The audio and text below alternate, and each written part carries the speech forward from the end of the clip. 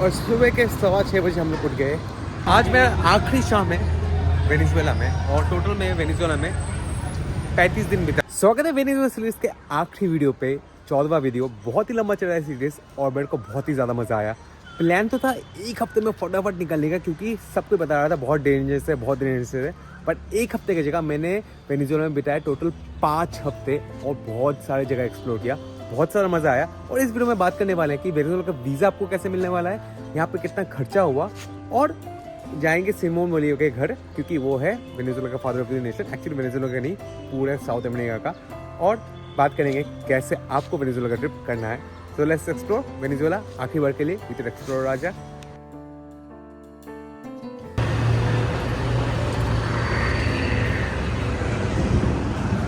स्वागत है फिर से वेनेजुएला की राजधानी कैराकस में।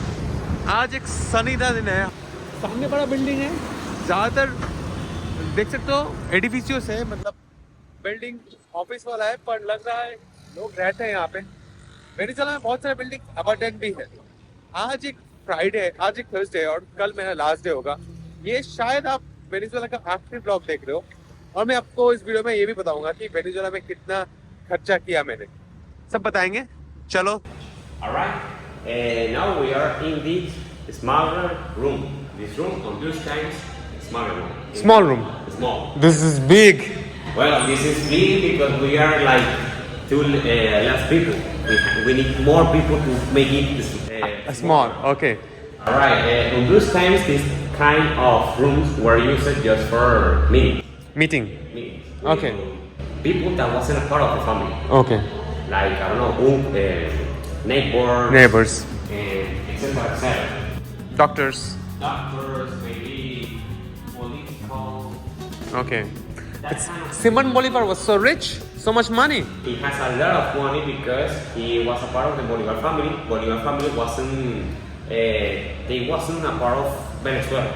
Okay. The Bolivar is born in Spain. अभी हम लोग हैं वेनेजुएला और साउथ अमेरिका के फादर ऑफ द नेशन सिमन बोलिवियर के घर, जिनका घर कैराकस में था। ये एक इम्पोर्टेंट चीज है और फ्री एक्टिविटी है। उनका घर सिटी के एकदम सेंटर में, वो देखना बनता है। But Simon Bolivar born in here. Okay. Simon Bolivar born here, but the family itself born in Spain. And how many brothers and sisters? Simon Bolivar has around 4 brothers. थोड़ा boring हो सकता है आप लोगों के लिए, पर कोई भी इंडिया में आता है, इंडिया के लोग भी गांधी के बारे में बोलते हैं, या फिर किसी भी देश में जाओ अपने लीडर के बारे में बोलते हैं, क्योंकि हर कोई प्राउड होता है उनके बारे में।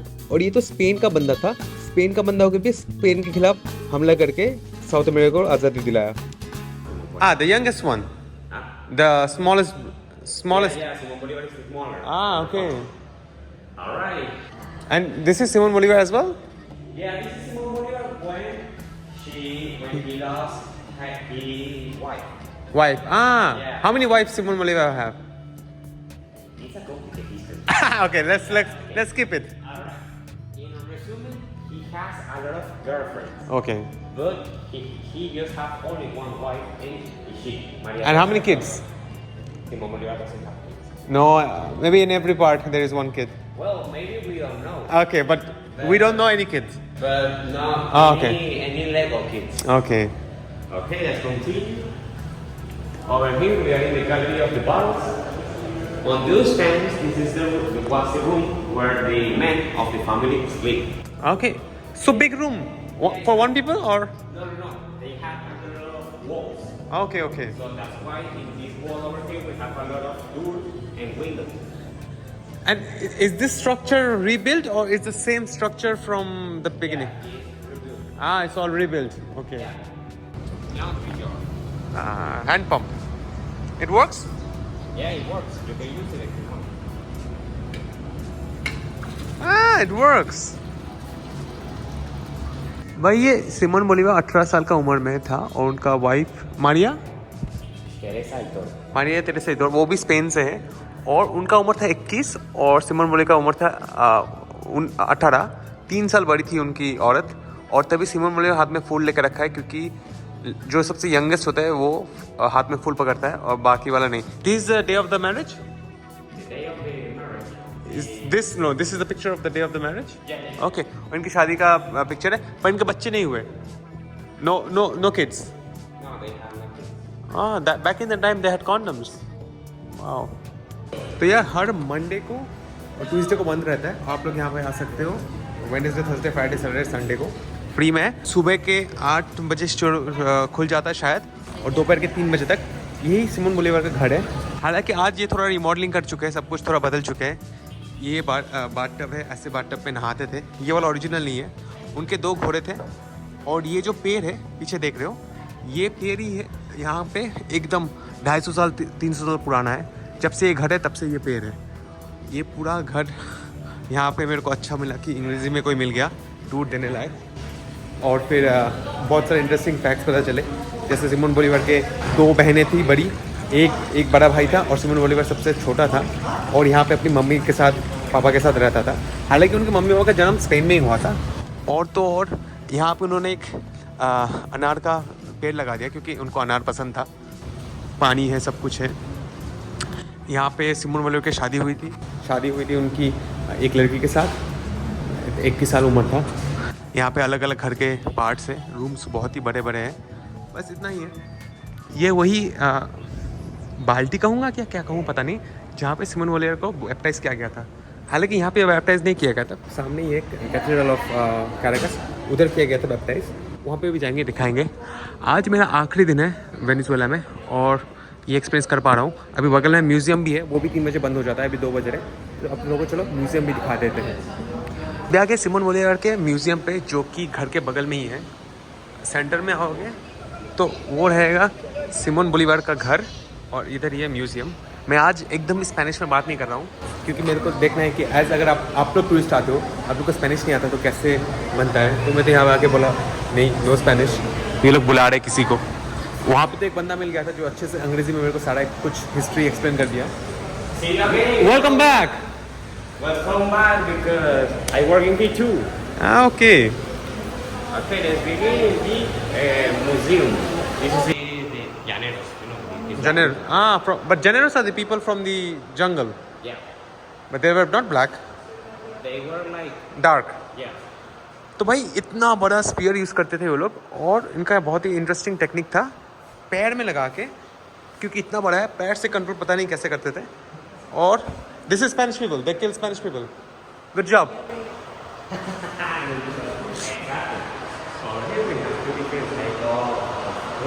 हाँ।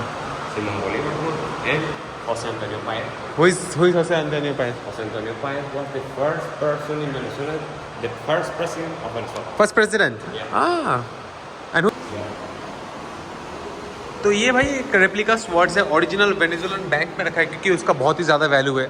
ऑक्शन हो सकता है, जैसे पुराने लोगों का स्पेशल पेन वैन वगैरह रहता है ना, तो वैसे ही यहाँ पे सब चीज़ का रेप्लिका बनाया हुआ है, बंदूक का, तीर धनुष का, सब कुछ। ये 3rd फ्लोर में है। इंटरेस्टिंग है।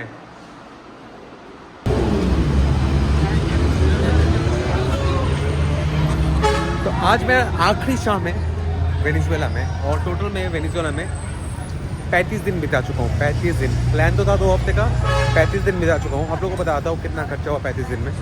35 दिन में मैं टोटल मान लो लगभग $700 खर्चा हुआ है।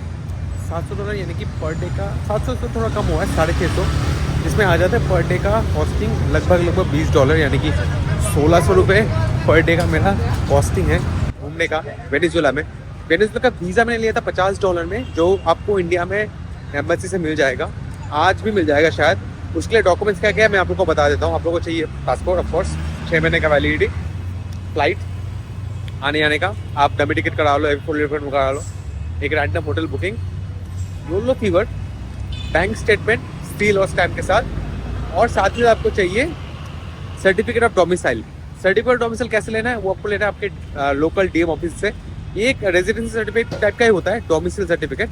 आप सर्च करना, आपके गवर्नमेंट वेबसाइट से मिल जाएगा। मैंने अपने वेस्ट बंगाल गवर्नमेंट की वेबसाइट से बनवाया था, फ्री ऑफ कॉस्ट बन जाता है, 1 दिन में बन गया था। उसमें QR कोड रहेगा, और वो QR कोड वो लोग चेक करते हैं अपने वेनेजुएलन एम्बेसी वाले, और $50 पे करना है, ईजी बात है। और मांगते हैं इन्विटेशन लेटर, बट अगर आप एज ए टूरिस्ट जाओगे तो आप बताओगे आपके पास तो इन्विटेशन लेटर है ही नहीं। आप क्या करोगे, आप बताओगे मेरे पास होटल बुकिंग है, hotel booking acts as a invitation letter, तो वो दिखा के आपको मिल जाएगा वेनेजुएला का जो टूरिस्ट वीज़ा है, जो आप लोगों को मिल जाएगा शायद 6 महीने का मिनिमम, या फिर आपको मिल जाएगा 1 साल का, जिसमें आप सिर्फ 3 महीने रह सकते हो from the first date of entry. मेरे को मल्टीपल एंट्री मिला था, आप लोगों को शायद मल्टीपल एंट्री मिलेगा, कुछ लोगों को 1 साल का मिल जाता है। मेरे को 1 साल का मिलता तो बढ़िया रहता, पर मिला नहीं। पर आप लोग बता दूं, बाकी सब बड़े खर्चे में लंबा अगर ट्रांसपोर्ट करना है तो मान लो $15 से $30 के बीच में आपको बड़े बड़े सिटीज के बीच में ट्रांसपोर्ट मिल जाएगा। हॉस्टल्स तो है ही नहीं, होटल्स आपको ऑफलाइन में मिलेंगे $15 से $20 के अंदर। कभी कभी कुछ जगह में तो $10 में मिल जाता है, जैसे मेरे को मार्केट में $10 में मिल गया था।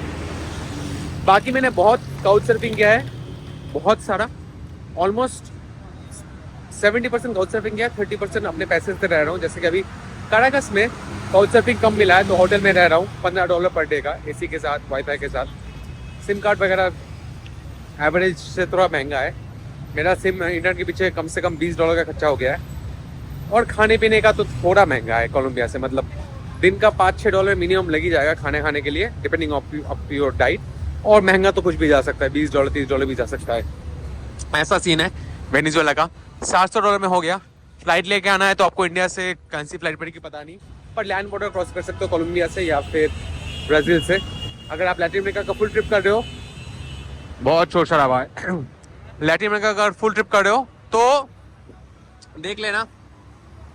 और सुबह के 6:15 बजे हम लोग उठ गए, मतलब 5:15 बजे उठ गए, रेडी होके 6:15 बजे अभी हम लोग निकल पड़े हैं वेनेजुएला को बाय बाय कहने, मदुरो को देश के बाय बाय कहने।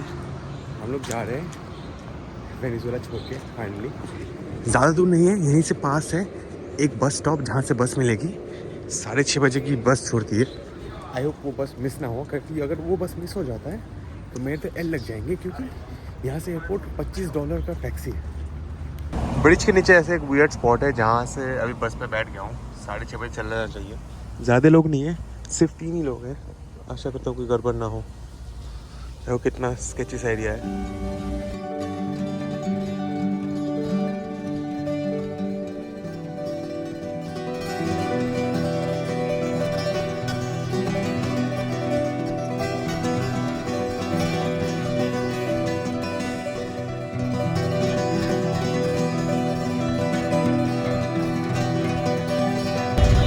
वो देखो सामने समुद्र है पूरा, और अभी हम लोग समुद्र में ही घूमने वाले हैं आगे के 2 हफ्ते। वो बताएंगे दूसरे वीडियो पे। फिलहाल एयरपोर्ट पहुंचते हैं और इमिग्रेशन कंप्लीट करते हैं। ये लोग उतर गए, ये लोगों को लेना है लोकल नेशनल फ्लाइट। हम लोग जाएंगे इंटरनेशनल पार्ट में। एयरपोर्ट तो बहुत ही बड़ा एरिया में फैला है, पर यहाँ पे बहुत सारे छोटे छोटे हम लोग को दिख रहे हैं प्राइवेट फ्लाइट्स। इंटरेस्टिंग होने वाला है एयरपोर्ट। एयरपोर्ट की हालत तो बहुत ही खराब लग रही है यार, बहुत ही खराब। कुछ हो गया है, अभी आखिरी आड़े पा खा रहा हूँ मैं। अभी बज रहे 8:20, 10:45 को फ्लाइट है। सिक्योरिटी नहीं किया, बोर्डिंग पास मिल गया, कोई टेंशन नहीं था बोर्डिंग पास पाने के लिए। हम लोग फ्लाई करते कैरिबियन एयरलाइंस से। फिलहाल ये वीडियो यहीं पे खत्म करते हैं।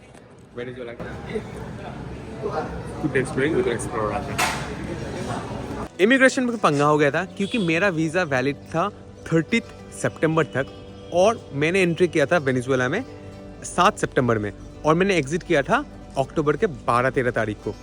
ऐसा ही कुछ होगा। पर जब मैंने एंट्री किया था, और पूरे साउथ अमेरिका का यही सिस्टम है, आपको साउथ अमेरिका में किसी भी कंट्री में वीज़ा मिलता है, डजेंट मैटर वैलिडिटी कितना है। शेंगन यूरोप जैसा नहीं है, कनाडा कोई भी कंट्री जैसा नहीं है। यहाँ पे अगर आपको मिलता है वैलिडिटी सितंबर तक, फॉर एग्जांपल अगर आप सितंबर से पहले भी आते हो, यानी कि अगस्त के 15 तारीख को या फिर 30 तारीख को, तो आपको डेट ऑफ एंट्री से 90 डेज वैलिडिटी मिलता है, अगर 90 डेज वैलिडिटी वीज़ा है। जनरली साउथ अमेरिका के ज़्यादातर कंट्रीज़ में 90 डेज वैलिडिटी मिलता है, सिर्फ कुछ जगह पे 30 डेज का मिलता है। तो जब मैंने एंट्री किया था वेनेजुएला में, उन्होंने बताया था कि 90 डेज एंट्री है, और मेरा वीज़ा पे स्टिकर पे वैलिड लिखा है 30 सितंबर तक। पर मैंने एग्जिट किया था 13 अक्टूबर को, क्योंकि वैलिड था। मैं सिर्फ 35 दिन ही रुका था, और मैं 90 डेज रुका नहीं था। पर एयरपोर्ट में इमिग्रेशन वाले पंगा कर रहे थे। ऑफ कोर्स इंडियन पासपोर्ट है तो थोड़ा पंगा करता ही है।